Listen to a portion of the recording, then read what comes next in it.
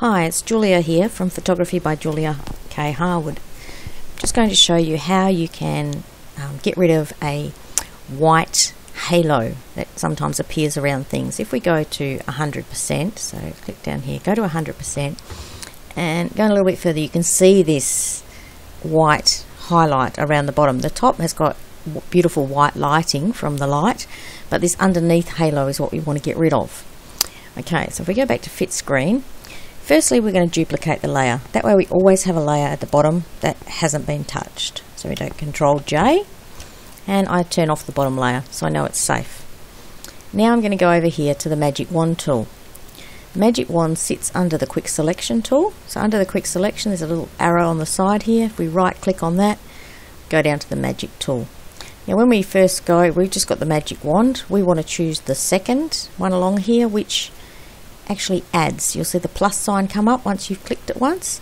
The next one along is the minus, so if you make a mistake you can use the minus. Go back to the plus, and we're going to select all the sky and leave the tree. So we go into all the little bits that we can. If we miss a little bit, we can go back later. So we just be as precise as we can. Down here it's not so obvious because the white line is not so obvious, so it doesn't matter. Okay, now I've clicked and it's all gone. All the marching ants have gone. So I've obviously clicked on a place that I didn't want to click on. So if I go Control Alt Z, I go back one step. And I'm back here and I can go and check any little areas that I might have missed. There's a tiny area in there, and okay, that looks, oh, we've got a couple of areas in here, and that looks pretty good. Okay, so now I'm going to go Control J because I've selected all the background, so I just want to select the background. There's a little dot up there, I'll grab that one as well. I have to click right on it. No, it doesn't want there. No, we'll leave that for now. Okay, so I'm going to go Control J and we have the background. Now to reselect that without having to start doing it all over again, if we hold the Control key down and click on that layer, the selection is back. Now this time we want to select the tree, so we're going to go Select Inverse, and that will now select the tree. Now if we just copy that, we're just going to have what we originally had anyway. So we actually want to contract that selection to get rid of that white around it. So if we go to Select, Modify and Contract, we'll just do 1 pixel because we've got very narrow branches up here. So we go OK. Now if I click Control J now, because this area doesn't actually have the tree in it, I'll have a blank layer. So I have to actually go back to my base layer and go Control J, and then we have the tree. So now if I turn off the base layer, we still have this white area, because what's happened is we have the background, we have the tree, but we've contracted the tree, so we need to get rid of this. So we bring the tree to the top level, just drag it up to the top. On this second level, which is our background, we're going to go down to the clone tool, which is the stamp. Click on that. Now we're going to clone the background. Because the tree is on its own layer, like so, whatever we do to this second layer is not going to affect the tree layer.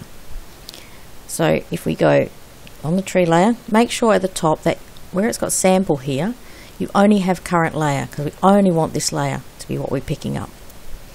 So now I'm going to select my point by holding down the Alt and clicking in the background, and then just come up here and paint it away. As you see, I can paint right over the tree branch because it's on the next layer. So I can resample as often as you need to, so that you're not going over the top of bits that you want to keep. So, oops. So like that. Okay, there I've got a different colour and I've caught the edge here. So again, Control Alt Z, and we go back and we'll just resample. And again, you can see here I've just picked up another part of that. Again, Control Z. What we do is we make our brush a little bit smaller and do it again. Come inside, there we go, and then down here. So if we sample often, we're going to have less chances of picking up bits that we don't want. And generally we sample from near where we're going to be so that we keep the colour the same. Even though it's all grey, it is different shades of grey. So we can even see there slightly different shade coming in. So we have to be very careful of that and sample from another point and see if we can get around that. I'll go over here, and again we've got, if we want to make it less obvious, we go bigger and clone over that a little bit so that it's blended in more. Same over here. I'm going to go up here and just blend our way down. Okay, and up here, and so on. So we're going to do that over all the tree bits, and then when we turn the layer back on, so when we've got both layers, these are the parts where I've already taken it out, these are the bits I haven't done yet. So you can really see the difference. I'll go to 100%, and if we go up here, so you can really see that I haven't done that bit, but I have done these bits. So you have to be just, and when you're doing cloning, it's best if you're at 100%, because see, you can see how I've picked up another bit here that I don't want. At 100% you see it much clearer, so I can click back down here and go over that and just get rid of it, and there's another bit up there the same. So we can just click around it and just work bit by bit. Now if we find there's a bit that we've missed when we've selected the tree, we can just, each on these layers we can use the eraser. So if there was some of the tree that we'd left grey on and we wanted to take it off, then we'd just use our eraser tool. But that's gives you an idea of what we're talking about. And then to finish off, we would just merge visible. So again here,